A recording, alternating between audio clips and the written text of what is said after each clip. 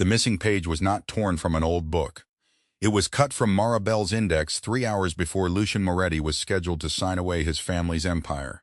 She knew because every page she catalogued carried a quiet mark only an archivist would notice. Celeste Vale stood beside Lucian's desk in a white suit, smiling as if the library had already become hers.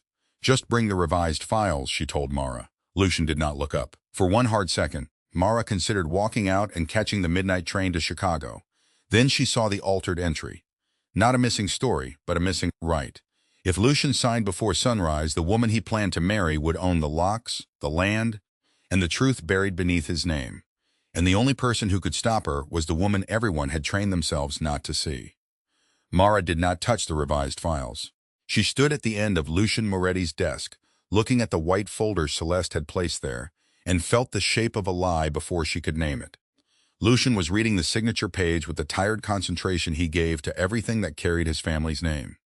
Celeste waited beside him in a white suit, one hand on the back of his chair. "Mr. Moretti," Mara said, "that folder needs to stay closed." Celeste smiled without warmth. "The archivist has a question about formatting." Lucian finally looked up. "Do you?" he asked. Mara did. But the answer began 6 hours earlier, with a spilled glass of wine and a room full of people who had already decided what she was worth. At 7 that evening, the Moretti Library was lit for a private reception. Shelves climbed to a painted ceiling above portraits in dark frames. Mara wore a cream blouse, dark trousers, and the moss-green cardigan she kept in her office because the library ran cold after sunset. She carried a padded box containing a letter from 1938, written by the first Moretti to own the house. It had been missing for 40 years before Mara found it behind a false panel in a damaged atlas. She had traced its history and built a record that could survive the hands of anyone who tried to alter it. The guests saw a woman with sensible shoes and assigned her a smaller story. Celeste Vale made sure of it. "Mara," Celeste called, loud enough for the nearest guests to hear, "could you take care of that?" She pointed to champagne spilling across the marble. Mara looked at the letterbox in her hands. Then she looked at Celeste. "I am handling an original document," she said. Celeste gave a soft laugh. "Of course you are." An investor with a gold watch smiled into his drink. "Let the lady with the books decide how important books are." Mara had heard versions of that sentence all her career. They made her work seem decorative. Lucian stood near the windows with his attorney, listening to a report about tomorrow's board vote. He heard the laughter. Mara knew because his jaw tightened, but he did not cross the room. He did not say her name. He did not ask Celeste to stop. That was when Mara understood that a powerful man could recognize cruelty and still decide it was not worth interrupting. She set the box down, found a cloth, and wiped the wine before it could stain the marble. When she finished, she carried the letter upstairs to the restricted archive. Only Lucian, his attorney, Celeste, and Mara had regular access to the second floor. Mara had spent 4 months giving every ledger, deed, letter, and photograph a location, date range, and chain of custody. She added pencil marks beneath each index page to make memory accountable. At the long oak table, Mara opened the leather index for the Moretti Legacy Trust. The page number was there. The entry beneath it was not. For a moment, her mind refused the sight. The handwriting and paper would fool anyone who wanted to be fooled. But the lower right corner carried no pale pencil crescent. Mara had placed that crescent there herself. The original page had been removed. Someone had replaced it with a counterfeit. The binding thread had been lifted and re-sewn with rushed care. Mara closed the book and listened. Alcinader's laughter rose around another toast. Then she looked at the altered entry again. It referred to a supplemental governance clause, but the cross-reference ended in a number that did not exist. That was not an accident. It was a door someone had removed from the floor plan. "What are you doing up here?" Mara turned. Celeste stood in the doorway. Her smile had disappeared. "Cataloging," Mara said. "During my reception, during my shift." Celeste stepped inside and closed the door. "Tomorrow will be busy," she said. "Lucian needs everyone focused.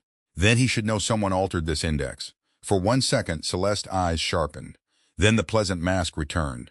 "You have a remarkable talent for making ordinary clerical work sound urgent." Mara rested one hand on the closed book. "This is not ordinary clerical work." "No," Celeste said softly, "it is a job. And jobs end." The words landed with the dull familiarity of an old bruise. Mara thought of the offer on her kitchen table in Brooklyn. The Chicago Museum of Civic History wanted her to lead a new archive division. Its director had asked what conditions she needed to do the work properly. "Are you threatening to fire me?" Mara asked. Celeste tilted her head. I am reminding you that Mr. Moretti hired you to organize a library, not to create drama in his home. He hired me to establish provenance for the estate collection. He hired you because I recommended someone patient. The household manager had found Mara after 3 archivists quit over impossible restrictions. I will send Mr. Moretti a written report, Mara said. Celeste's smile broke at the edges. You will not. The door opened before Mara could answer. Lucian stood there. His tie loosened, a phone pressed to his ear. He looked from Celeste to Mara and immediately read the tension. What happened, he asked. Celeste spoke first. Nothing serious. Mara is concerned about a page in an index. Lucian covered the phone. Can it wait until morning? Mara looked at him. She could have placed the book between them and made him see the seam in the binding. Instead, she noticed his exhaustion and chose caution. She had proof of interference, not proof of motive. It can wait until I verify the record, she said. Lucian nodded once. Do that. Then he was gone. Celeste followed him, but not before giving Mara one last look.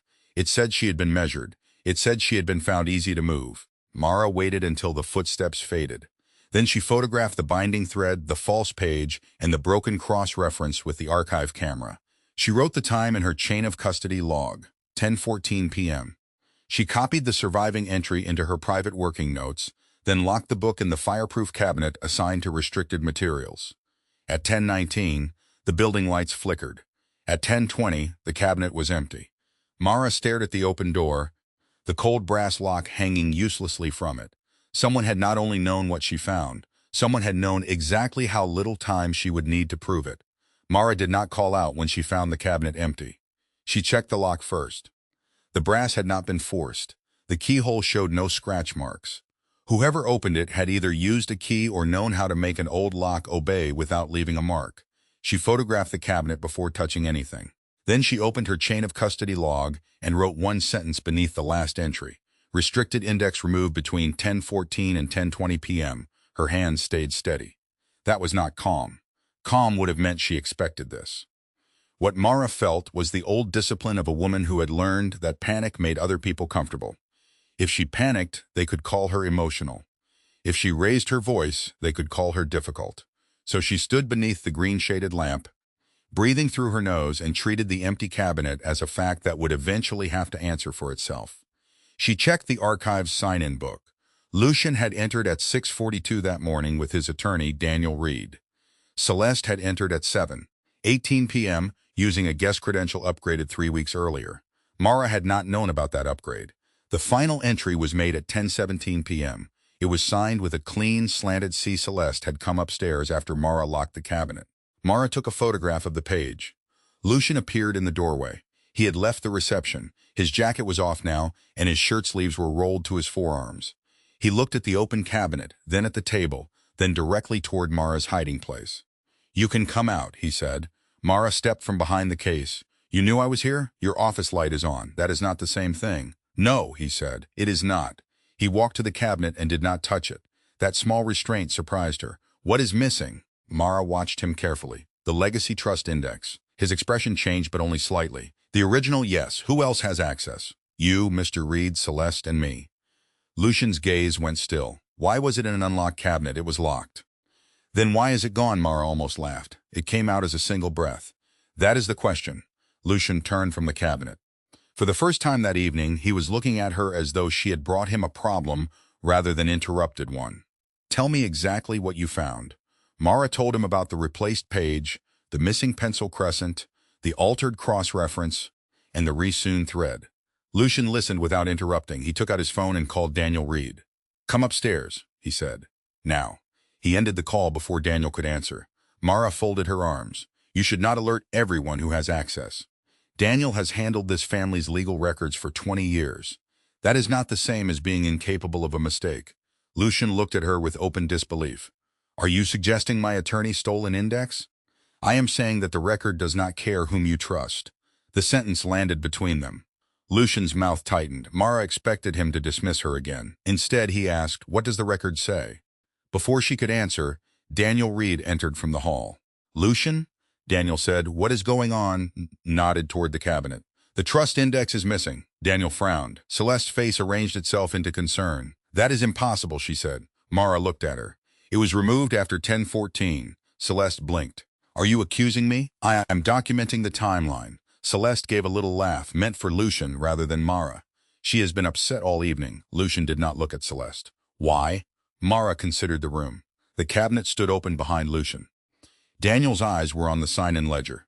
Celeste stood close enough to Lucian that her sleeve brushed his arm. No one had asked Mara what she needed to complete an investigation. No one had offered her the authority to preserve the scene. That was how systems failed, not with one spectacular betrayal, with a dozen small assumptions that the right person would make themselves useful for free. I need the archive sealed, Mara said. The cabinet was locked when I left it, Mara said.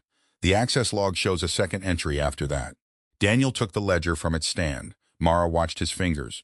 They did not tremble, they did not pause, but he turned the book too quickly, covering the last line with his palm. This tells us nothing, Daniel said. It tells us Celeste entered at 10:17, Mara said. Celeste's head snapped toward her. I came upstairs to find you. You came upstairs after I locked the cabinet. I came upstairs because you were acting strangely. You knew which room I was in? Celeste's lips parted. No answer came.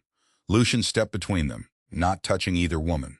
Enough. She reached into her tote bag and removed the small black archive camera. I have photographs of the counterfeit page and the cabinet before I opened it, she said. May I see them? He asked. No. I will provide verified copies to an independent conservator in the morning, she said. Not to anyone with a stake in tomorrow's vote. Daniel gave a short, humorless smile. You do not have the authority to make that decision. Then remove me from the archive, Mara said. But you will not remove the record from my camera. Lucian looked at the camera in her hand. Then he looked at the open cabinet. Seal the room, he told Daniel. Celeste stared at him. Lucian. Now. He took a key ring from his pocket and held it out. There is a side office at the end of the hall, he said. You can work there tonight. Mara did not take the keys. I am not staying alone in this house with evidence that someone just tried to remove. Lucian nodded once, as if she had corrected an error in a document. Then you will not be alone. He turned to Daniel. Put 2 people at each entrance to this floor. At 12:16, Mara enlarged the image of the counterfeit page on her laptop. The missing clause had been erased cleanly, but the replacement printer ink had left a faint gray cloud along the margin. It was not library ink. It was office toner, the same type used in Lucian's private study. Mara looked at the closed door. The board package was somewhere beyond it, and before dawn, someone would try to make sure she never saw it. At 12:17, Mara closed her laptop and stood. The toner match did not prove who had used Lucian's study. It proved the counterfeit page had not come from the archive.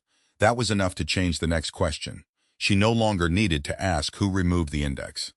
She needed to know who had access to the board package before the vote. The 2 guards outside the side office straightened when she opened the door. I need to see Mr. Moretti, Mara said. One of them spoke into his earpiece. The other looked at her camera bag. He is with Mr. Reed, then he can be with me next. The guard hesitated. Mara did not. A forged trust page was printed in his study, she said. If you want to keep this quiet, move. The guard made a call. 30 seconds later, Lucian came down the hall alone. He had replaced his jacket, but not his tie. The loosened knot made him look less like the man from the portraits downstairs and more like a man who had forgotten how to leave work behind. What did you find? He asked. Mara showed him the enlarged image. The replacement page used office toner. He studied the gray shadow along the paper's edge. That could be from any printer in the house, not this kind. She pointed to the pattern. The archive printer uses pigment ink because ordinary toner damages old paper. This is a laser transfer. Your study has a machine with this roller pattern. Lucian looked at her, then at the screen again. You can tell that from a photograph? I can tell because I have had to stop people from ruining documents with the wrong printer for 15 years. He absorbed that without speaking. Mara waited for the familiar polite doubt. It did not come. My study is locked, he said. So was the cabinet. His expression hardened. Come with me. Mara went directly to the printer cabinet. You know the code? Lucian asked. I know where people keep machines when they do not want visitors to notice them. He entered the code himself. Inside sat a compact laser printer and a tray of cream paper. Mara did not touch either. She leaned close and examined the output slot. One corner held a tiny curl of paper fiber. Another held a faint green smudge. Moss green, Lucian said behind her. Not from my cardigan, Mara said. This is transfer pigment from a folder tab. She looked around the desk. There was no green folder in sight. Someone cleaned the obvious things, she said. They missed the machine. Lucian moved to the papers on his desk. The board package was here. Was? Daniel took it to review the tax language. Mara turned slowly. When? Before the reception. And Celeste has access to your study. Lucian did not answer at once. That was answer enough. She lives here, he said finally. So do the people who work here, Mara said. That does not give them the right to alter a trust. Lucian's eyes met hers. You think she did this? I think someone used your private space to make a false document. Someone knew the archive's access schedule, and someone was confident you would dismiss the woman who noticed. The truth of it changed the room. Lucian looked away first. I did dismiss you, he said. Mara did not rescue him from the admission. You heard Celeste humiliate me downstairs, she said. You decided it was beneath you to stop. I thought she was being careless. She was testing what you would allow. Lucian put both hands on the desk. For a long moment he said nothing. Then he looked up. You are right. This time the words cost him something. I will not pretend that changes what you heard. It does not. No. The quiet between them was not romantic. It was honest. Mara closed her laptop. I need the board package. Lucian reached for his phone. Daniel has it. Then we request a copy, not a confrontation. Why not confront him? Because the person who changed the record wants us loud and careless. If Daniel is involved, warning him gives him time. If he is not, accusing him makes him defensive. At 1:03 a.m., Daniel delivered the board package to the study. He did not enter. He handed the sealed box to the guard and left without asking to speak to Lucian. Mara noted that too. Lucian placed the box on the desk but did not open it. You should, Mara said. You told me not to give anyone time. I told you not to give them information. This is already here. He opened the seal with a letter knife and stepped back. You do it. Mara looked at him. Why? Because I want the person who can read it to read it. Then she found the transfer agreement. It named a new management company called Vale Meridian Holdings. Celeste's maiden name was Vale. Mara looked at Lucian. Did you approve this? No. Did you know it existed? No. She read the next page. The management company would control the estate's properties for 10 years, with the authority to refinance, sell, or transfer assets in the event of a so-called continuity emergency.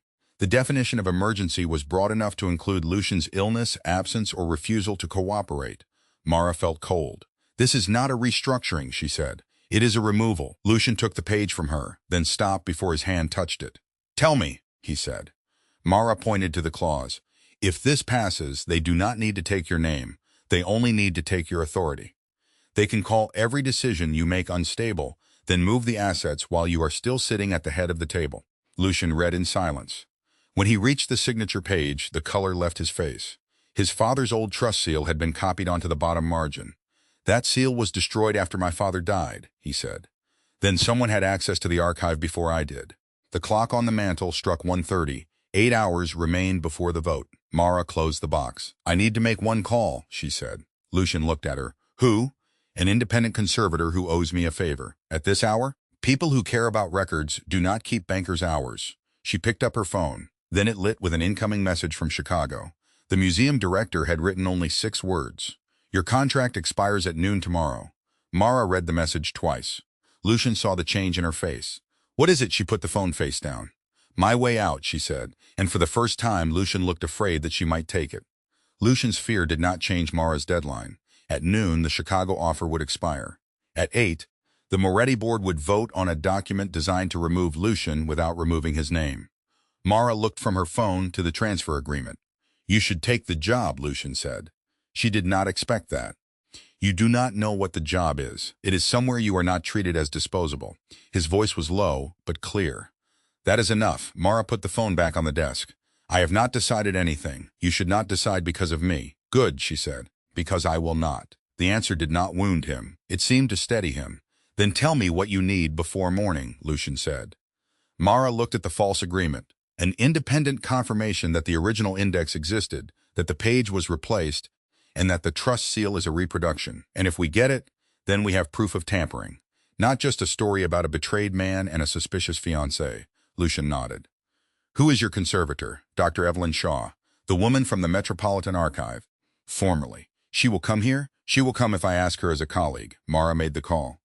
Dr. Shaw answered on the second ring, annoyed until she heard Mara's voice. Mara kept the conversation brief. She described the counterfeit page, the missing index, the copied seal, and the meeting scheduled for 8.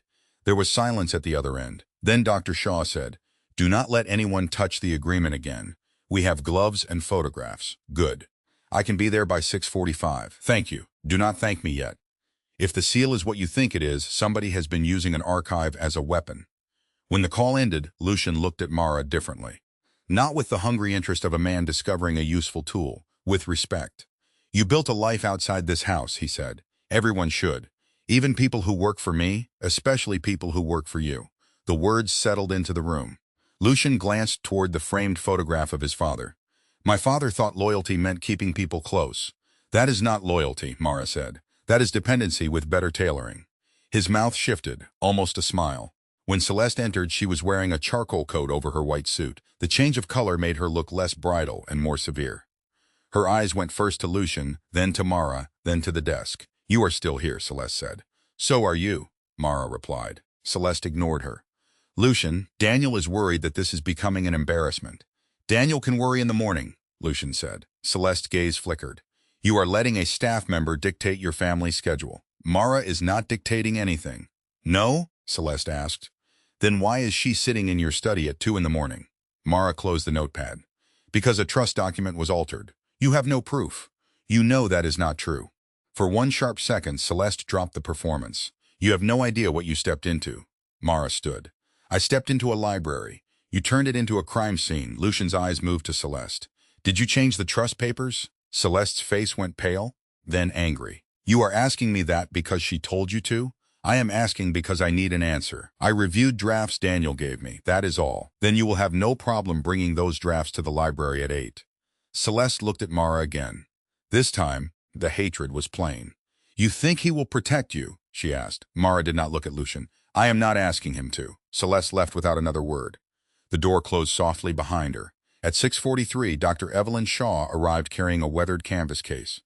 They worked in the sealed archive with Daniel's copy of the agreement, Mara's photographs, and the access log spread across the long oak table.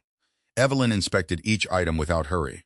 She used a loop on the signature page. She compared the seal to a photograph Mara had recovered from the 1938 letter. At 7:15, she set the loop down. The seal was made from a modern digital reproduction, Evelyn said. The ink has no age pattern, and the pressure mark is printed, not impressed. Daniel, who had been summoned to observe, shifted in his chair. That does not establish who made it, he said. No, Evelyn answered. It establishes that the document is not authentic. Mara pointed to the counterfeit index photograph. And the removed page? Evelyn studied it. The replacement page was cut from paper produced after 2018. The original index was bound decades earlier. Celeste stood near the doorway with her arms folded. That still proves nothing about intent. Mara turned toward her. It proves someone wanted the board to believe a clause did not exist. Evelyn nodded. And it proves Mara's documentation was correct. At 7:40, the board members began arriving downstairs. Mara stood by the archive window with her Chicago contract in one hand and the independent report in the other. Lucian came beside her but did not stand too close. You can leave after this, he said. I know. I will not make you a promise I cannot keep. Mara turned toward him. Then make one you can. He considered that. I will not ask you to stay because I need you. Good. I will make sure no one here can treat your work as decoration again. Mara looked down at the report. That is not yours to make sure alone. Then tell me what belongs to you. For a moment she saw the difference between power offered as a gift and power shared as a responsibility. A seat at the table, she said. Not beside you. At it. Lucian nodded. If you choose it, you will have one. The library doors opened below them. Daniel's voice carried up the staircase. We are ready. Mara slipped the Chicago contract into her bag. She picked up the original photograph of the missing index page. Then she walked downstairs to the room that had never expected to hear her. The board had never been arranged for Mara Bell. One board member, a narrow man named Robert Hale, looked from Mara to Lucian. Are we waiting for staff to leave, he asked. Lucian's eyes did not move from the agenda. No, he said. We are waiting for staff to begin. Daniel opened the meeting. The first item is the proposed continuity agreement for the Moretti estate and related holdings. Celeste stepped forward with a folder. Before that, Mara said, the board needs to know that the agreement was built on a falsified archive record. Mara placed 3 items on the table. Her photograph of the replaced index page, the signed report from Dr. Shaw, and the access log. When she finished, Robert looked to Daniel. Can you confirm this? Daniel removed his glasses. I can confirm that the agreement cannot be submitted as authentic. She slid the access log toward the center of the table. The archive was entered after the index was secured. The final entry was made under Ms. Vale's credential at 10:17 p.m. "Then tell us," Mara said. "Tell us why Vale Meridian Holdings appears in the agreement." Mara turned the transfer agreement to the page naming the company. The company would gain the right to move estate assets during a continuity emergency. Its registered owner is Celeste Vale. Robert leaned forward. "Is that true?" Celeste lifted her chin. "It is a management vehicle. I was protecting Lucian from a board that has spent years resenting his control. By taking his control," Mara said, "by saving it. You would have the power to declare him unfit if he refused you." Celeste's gaze sharpened. "You do not understand how this world works." Mara looked around the room. "I understand it perfectly. Everyone here was willing to call an abuse of power a solution as long as the paper looked expensive. No one spoke." Mara continued. "The missing clause required independent archive verification before any transfer of legacy assets. That clause was not decorative. It was designed to stop exactly this kind of quiet takeover." Daniel stared at the false agreement. Then he opened a slim file from his briefcase. "There is more," he said. Celeste's face changed. Daniel placed several printed emails beside the report. "After Mara raised the issue, I reviewed the draft history from my office server. Ms. Vale requested revisions that removed the archive verification language 3 weeks ago." Celeste shook her head. "Those emails are privileged. They are not privileged if they were used to misrepresent a trust document to this board," Daniel said. For the first time, fear showed through her anger. Mara felt no satisfaction in it. Only relief that the truth had found a door into the room. Celeste looked at Lucian as if he could still choose her. "You told me this family was yours to carry," she said. "You said you were tired." Lucian's face did not soften. "I was tired," he said. "That did not give you the right to make me disappear." The board voted before 9. The continuity agreement was rejected unanimously. Daniel called for an external review of every document connected to Vale Meridian Holdings. Robert Hale looked at Mara. His voice was quieter now. "Miss Bell, what do you recommend?" "First," she said, "the archive needs to be independent from family politics." She listed the terms one by one. An outside preservation audit every year. No restricted record moved without a documented chain of custody. 2 trained staff members, not one overworked archivist. A written process for accessing legacy assets, and a standing vote for the archive director whenever a board decision involved family history, property, or trusts. Lucian looked at the board. "Put it to a vote." Mara held up a hand. "One more condition." Lucian turned to her. "Name it." "The director answers to the policy, not to you." His expression did not change. "Agreed, and I may decline the position." "Agreed." The board approved the new Archive Integrity Office before the meeting ended. They approved Mara as its founding director, subject to her acceptance. At 10:48, Mara stood alone in the archive with the Chicago contract in front of her. The sun had started to clear the rain from the high windows. Lucian appeared at the door but did not cross the threshold. "May I come in?" he asked. Mara almost smiled. "You own the house." "That is not what I asked." She considered him, then nodded. He came in and stopped an appropriate distance away. "The board asked me to thank you," he said. "They can thank me by following the policy." "They will. You cannot promise that." "No," Lucian said. "But I can make it expensive for them not to." Mara looked back at the contract. "Chicago has offered me a life I would not have to fight for every morning. Then you should take it." "You already said that." "I meant it both times. I have not accepted the Moretti position," she said. "I know. If I do, it will be for the staff, the archive, and the terms I set. Not for you, I know. And you do not get to use gratitude as a path into my life." "I would not. You might have once." Lucian lowered his eyes. "Once I might have believed I had the right." Mara let the truth sit between them. Then she opened the Chicago email. The cursor blinked beneath the acceptance line. She wrote a reply asking for 48 hours, not because she was afraid to choose, because she had finally learned that a woman with options did not need to choose under anyone else's clock. 3 weeks later, Mara signed the contract to lead the Archive Integrity Office. She did not cancel Chicago. She negotiated a partnership between the museum and the Moretti Archive, with visiting curators and a shared preservation fund. The new office had windows. It had 2 staff members, 3 secure cabinets, and a board seat with her name printed on the agenda. Lucian kept every promise he had made by keeping his distance until she invited him closer. On the first evening after the office opened, he met Mara at a small restaurant 2 blocks from the house. No guards waited outside. No family members sat at the next table. He arrived 5 minutes early and looked nervous about it. Mara found that more disarming than his expensive suit. "Is this a business dinner?" she asked as she sat down. "Only if you want it to be. And if I do not, then it is dinner." Dinner, she said. If you were Mara, would you have chosen the new position, Chicago, or something entirely your own?